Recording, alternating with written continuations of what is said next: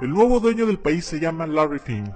Es judío estadounidense y aunque ha asumido tras bambalinas el poder en México, no ha dejado su otro puesto, presidente y dirección general de BlackRock, el banco de inversiones más poderoso del mundo.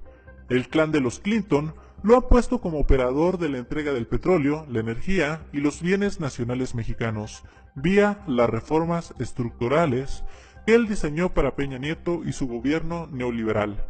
Así es. Él fue el creador intelectual de la agenda de reformas que se le impusieron desde Estados Unidos a México y que se han estado aplicando sustancialmente con el fin de garantizar la completa privatización de los activos petroleros al corporativismo norteamericano. ¿Cuál es la relación de Larry Fink y la reforma energética? Primeramente, quisiera comentar que Larry Fink conoció a Peña Nieto mucho antes de que él fuera presidente de México. El 30 de julio del 2015, Peña Nieto declaró que él había platicado con Larry Fink para fines de la reforma energética y que le había prometido que su partido, el PRI, era el único capaz de completar dichas reformas.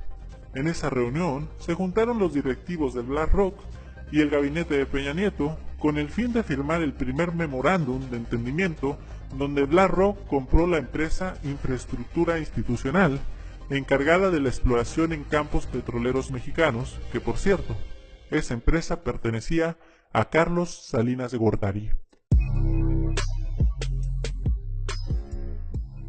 Y, por cierto, esa empresa fue pagada y desarrollada con el dinero de las Afores, es decir, que Salinas de Gortari, por medio de un prestanombres llamado Jerónimo Marcos Lleras Rivero, creó esta empresa con el dinero de todos los mexicanos. Jerónimo Marcos Lleras Rivero fue asesor de finanzas del gobierno de Carlos Salinas durante todo su mandato presidencial, del año de 1988 a 1994. Y Ricardo González Anaya fue director de Pemex y el encargado de otorgarle los certificados de capital de desarrollo a Salinas para la creación de esta empresa que fue vendida a BlackRock por $900 millones. Vean además qué negocio hicieron. Lo repetiré porque es muy grave y el pueblo mexicano tiene que entender lo que pasó. Carlos Salinas usó el dinero de las Afores para hacer una empresa cuyas ganancias generadas serían para él y su familia. O sea, ni siquiera invirtió su propio dinero para extraer petróleo, sino que usó el dinero de todos los mexicanos para beneficiarse a sí mismo. No solo eso, sino que vendió esa empresa a Larry Fink por $900 millones. Una empresa que, repito, fue creada con nuestras Afores. Lo peor de todo es que BlackRock no solo consiguió hacerse de esa empresa, sino también el gobierno mexicano le otorgó contratos de los gasoductos Los Ramones, el cual el 45% de la utilidad pertenecerá a la empresa estadounidense. Petróleos Mexicanos informó que ha firmado un nuevo memorándum de entendimiento con BlackRock, el cual tiene como objetivo principal llevar a cabo el desarrollo y financiamiento de proyectos de infraestructura energética.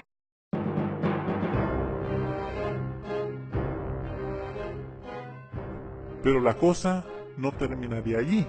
La conspiración seguía, y el segundo plan de Larry Fink era la de devaluar Pemex para poder comprar las acciones más baratas. ¿Cómo lograría eso? Primeramente provocando una eventual quiebra de Pemex, hacer que Pemex no sea autosuficiente en refinamiento ni infraestructura para crear la falsa idea de que es necesaria la inversión extranjera. Segundo, hacer que empresas americanas y particulares vendan gasolina en México. De esta forma, Pemex perdería el monopolio y él competiría en el mercado mexicano con sus propias empresas. Esta es una foto de José Antonio Meade cuando aún era secretario de Hacienda y mucho antes de destaparse como candidato, negociando la completa privatización de Pemex con Larry Fink. Por eso, José Antonio Meade fue elegido como candidato, porque él sería el encargado de continuar la labor de Peña, que consiste en entregar el petróleo mexicano. Esta es otra foto de Larry Fink estando presente en la presentación de la reforma energética, celebrando con Enrique Peña Nieto, Ricardo Anaya, y el demás gabinete la aprobación de esta reforma. Larry Fink logró la implementación de esta reforma en base a sobornos en todos los niveles. Ricardo Monreal, quien votó a favor de la reforma energética, presentó un cheque de 15 millones de pesos que le dieron después de haber votado, con el que intentaron gratificarlo por votar a favor. A su vez dice que cada diputado que votó a favor de dicha reforma se le dio esa misma bonificación por la misma cantidad. La manada de empleados que tiene Fink en México es larga. Todos sacan raja económica de sus negocios, aunque estas ganancias siempre serán migajas comparadas con las que se llevan los consorcios transnacionales estadounidenses. Quizá los mexicanos que más ganancias reciben como pago por su traición a la patria han sido Enrique Peña Nieto, Ricardo Anaya, José Antonio Meade, Videgaray y Arizpe. Actualmente Larry Fink está a punto de apoderarse de la totalidad de Pemex. Él espera que gane Meade para hacer su proyecto sin contratiempos, aunque si ganara Anaya seguramente también lograría su cometido. El único personaje que seguramente le quita el sueño es López Obrador, quien ha prometido revisar detalladamente todos los contratos de la reforma energética y someter a referéndum con el pueblo mexicano para determinar si se privatiza o no el petróleo. Sé que a Larry Fink no le agrada para nada el escuchar a López Obrador decir que él aspira a ser como Lázaro Cárdenas o Benito Juárez, quienes se caracterizaron por recuperar los bienes de México en manos de los extranjeros. Él sabe que si gana López Obrador, podría perder lo que por medio de la corrupción él logró. Sabe que López Obrador no se venderá como lo hicieron Peña y Meade, por eso está tan preocupado, y tanta es su angustia, que ha pedido a Videgaray dejar a Gerardo Rodríguez Regurosa, un subordinado suyo, como presidente del Banco de México. Así, puso también a Isaac Bolín en la directiva de Pemex y otros ejecutivos en puestos claves de la paraestatal. Ellos sin duda defenderán los intereses de Larry Fink en caso de que López Obrador pretenda recuperar Pemex. Sí, la primera tiene que ver obviamente con el tema de la reforma energética. Has dicho repetidamente que la vas a echar para atrás, luego has matizado aquí y allá. Entonces mi pregunta es, ¿la vas a echar para atrás? ¿Y cómo la vas a echar para atrás si esa es tu propuesta y tu propósito? Bueno, vamos a revisar los contratos, los 91 contratos que se han firmado a partir de la reforma energética. Vamos a ver en qué términos están los contratos, vamos a cuidar que no sean contratos leoninos.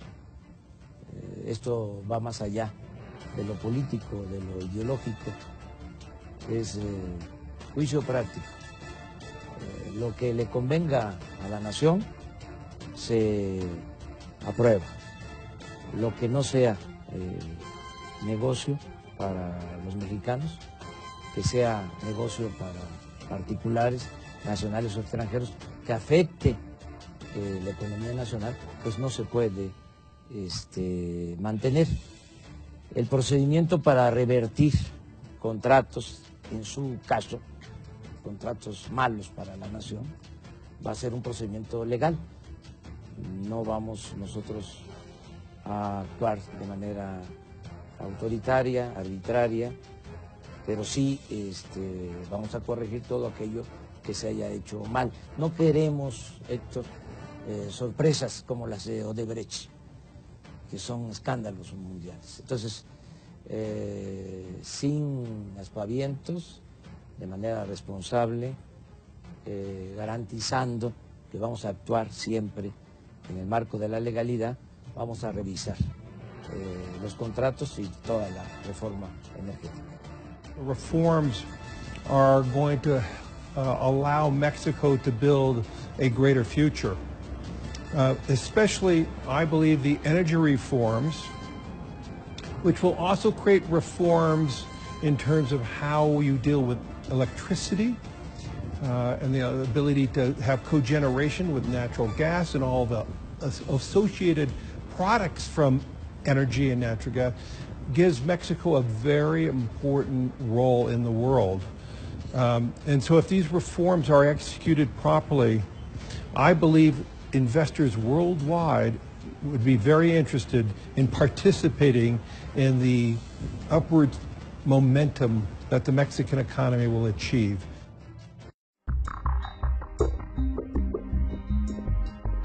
¿Cuáles serían los efectos económicos que sucedería después de que ganara López Obrador? Si llegara a ganar López Obrador, el país se vería en desafíos económicos los primeros meses, pero no sería su culpa.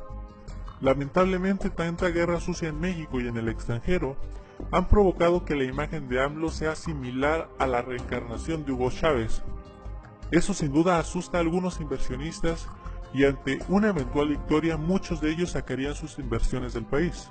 Repito, no en base al resultado de ninguna acción ejecutiva de López Obrador, sino por el puro prejuicio de su imagen. Pasarían unos meses antes de que López Obrador pueda convencer al mundo de que él no es socialista, tal y como pudo convencer a México. Y en ese intervalo de tiempo, el peso es posible que se devaluara un poco.